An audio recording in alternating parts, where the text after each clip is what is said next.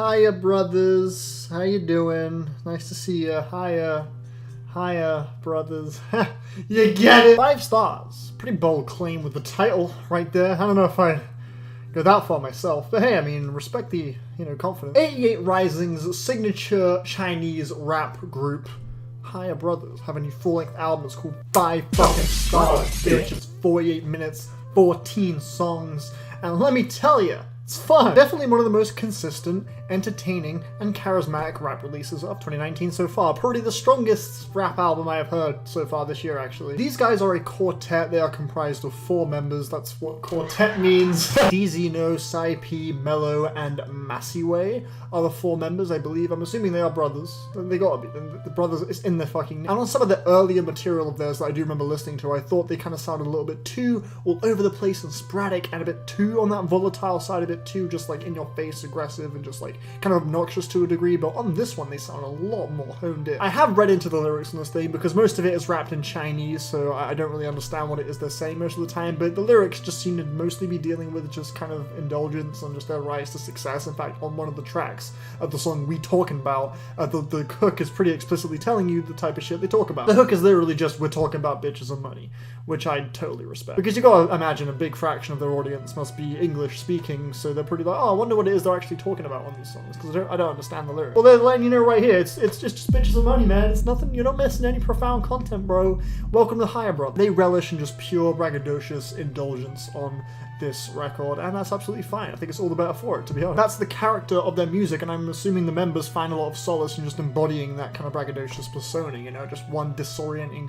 wild, dizzying verse after another. It's pretty fun. And they just play off each other so well on this album, it's remarkable. Like, look at the song Open It Up, like they just sound like they're having the time of their lives on that track. There's just so much vibrant energy on that song, as well as the track Sunshine too. They also bring plenty of attitude and sarcasm on tracks like Do It Like Me, as well as this one, I'm kind of scared to pronounce it. They say it on the hook, and it's that hook is actually incredible. In fact, they all play off each other so naturally, I was almost worried that the featured guest appearances might kind of break the flow of the album, just because the way they're all playing off each other is just remarkable, just how seamless it all is. But actually, they're doing a great job at handpicking some guest appearances that are just so appropriate for this sound. It's uncanny. Like, the rappers they've got to feature on these tracks are just the ideal rappers to completely demolish, like, beats this menacing and gloomy. You got features from Jid, Ski Master Slump God, Schoolboy Q, Denzel Curry, Rich Brian as well, and even Soulja Boy has a feature, although his feature was quite minimal. He didn't really seem to have that much presence on that song at all.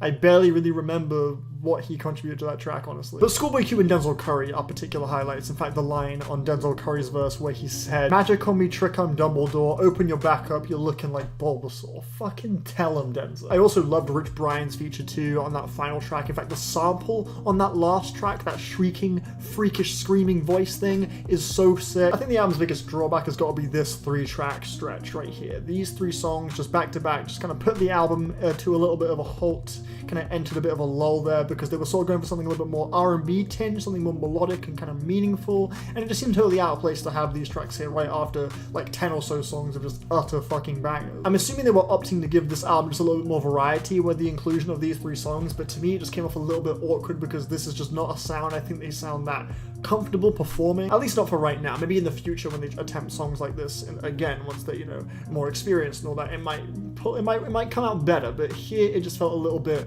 shoehorned in. Just at the very end, you have a few just like more kind of introspective, meaningful tracks. It just seemed like it was suddenly trying to make me cry. And I'm like, what's going on? I'm not sure what to take from it. I also feel like a few of these beats were just a little bit too busy for the Hiya Brothers to really comfortably rap over, or flow over. Like songs like Flexing So Hard, a few melodies were going off on that song at once, and I'm not sure if they complemented each other too well. It just felt a little bit too busy. The track Sunshine had a pretty interesting beat. It kind of sounded akin to something you'd hear on a 21 Pilots track. But I just feel like these guys work so much better on more kind of sparse and minimal production, because they're so animated, they're so hype and exciting and dizzying to listen to.